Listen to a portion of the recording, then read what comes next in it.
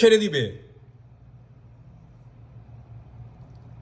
আচ্ছা, কবরে আল্লাহ যখন আমাকে ধরবে, পিটাবে, দিবে, পিটাবে?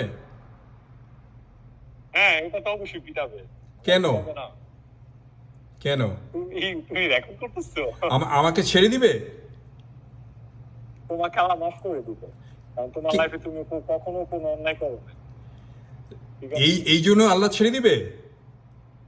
হ্যাঁ, অবভিয়াসলি তোমাকে আল্লাহ না ছেড়ে দিবে, না কারণ না তোমার না লাইফে না আমি না না আমি না তোমার না সাথে না। শোনো, আল্লাহ শোনো, সবাই কি আল্লাহ, হ্যাঁ বলো। আল্লাহ আমাকে ছেড়ে দিবে কারণ আল্লাহ রহমানের রহিম, আল্লাহ গফুরের রহিম।